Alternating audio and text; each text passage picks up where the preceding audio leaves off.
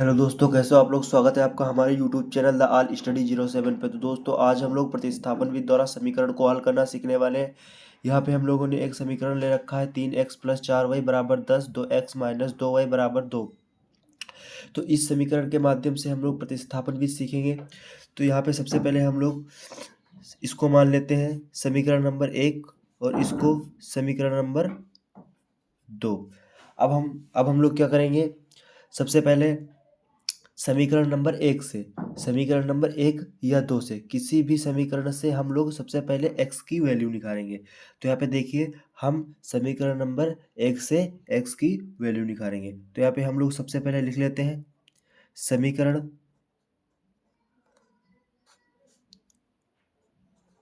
1 से।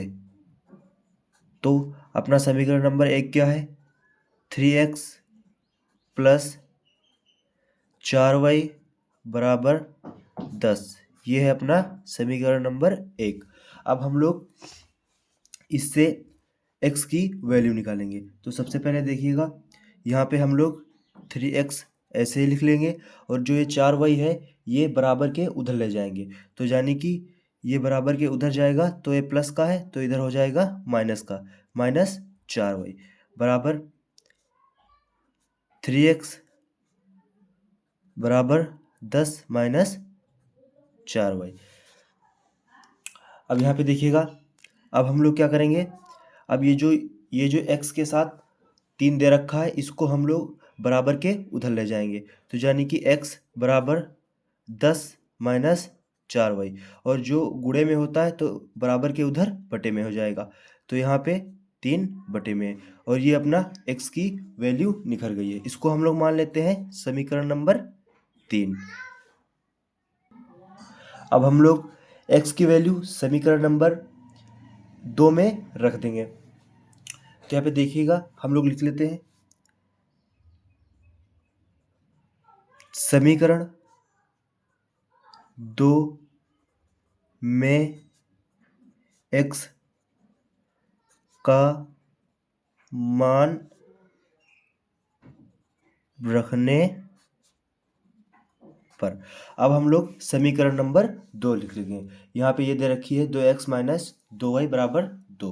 तो यहाँ पे हम लोग लिख लेते हैं 2x - 2y बराबर 2।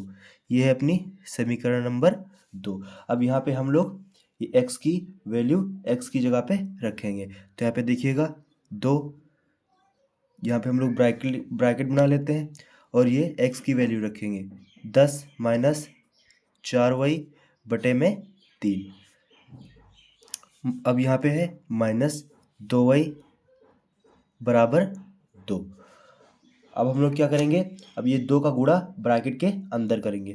तो ये 10, ये 2 का गुणा 10 से करेंगे तो यहाँ पे हो जाएगा 20 माइनस, अब 2 का गुणा 4 से करेंगे तो ये हो जाएगा 8y बटे में 3 -2y बराबर 2। अब हम लोग क्या करेंगे, अब यहाँ पे 2y दे रखा है तो यहाँ पे बटे में कुछ नहीं है तो यहाँ पे हम लोग बटे में 1 मान लेंगे। अब हम क्रॉस मल्टीप्लाई करेंगे। तो यहाँ पे देखेंगे क्रॉस मल्टीप्लाई, तो हम पहले इधर 1 से मल्टीप्लाई करेंगे तो 20 हो जाएगा, 20 का 1 से होगा 20 हो जाएगा -8y, 8 का 1 से होगा 8y। अब यहाँ पे हम लोग लगाएंगे माइनस। अब यहाँ पे देखिएगा, इधर क्रॉस मल्टीप्लाई करेंगे, 3 का 2 से होगा तो ये हो जाएगा 6y बराबर 2। ठीक है, बराबर 2। अब हम लोग क्या करेंगे, अब यहाँ पे देखिएगा 3 जो है नीचे में 3 कॉमन ले लेंगे तो यहाँ पे बटे में हो जाएगा 3। अब यहाँ पे देखिएगा 20 माइनस 8y माइनस 6y बराबर 2। अब यहाँ पे बटे में है 3, इधर जाएगा गुणे में हो जाएगा, गुणे 3। अब यहाँ पे देखिए 20 माइनस, अब यहाँ पे देखिए ये माइनस माइनस प्लस हो जाएगा तो 8 और 6 14 वही हो जाएगा, बराबर 3 का गुणा 2 से करेंगे ये हो जाएगा 6। ठीक है, अब यहाँ पे देखिए 14y बराबर 6। अब ये जो इधर प्लस का 20 है इधर जाएगा माइनस का हो जाएगा, -20 -14 बराबर 6 से 20 चला जाएगा, ये भी बचेगा -14। सॉरी यहाँ पे y था, तो ये माइनस से माइनस कैंसिल हो जाएगा, यानी कि अपना यहाँ पे बचेगा y बराबर 14/14। अब ये एक बार में कट जाएगा, यानी कि y की वैल्यू बराबर 1 आई। अब हम लोग क्या करेंगे, ये जो y की वैल्यू 1 आई है इसका मान समीकरण नंबर 1 या 2 में रख देंगे, किसी में भी रख देंगे तो अपना x की वैल्यू निकल आएगी। तो यहाँ पे हम लोग लिख लेते हैं समीकरण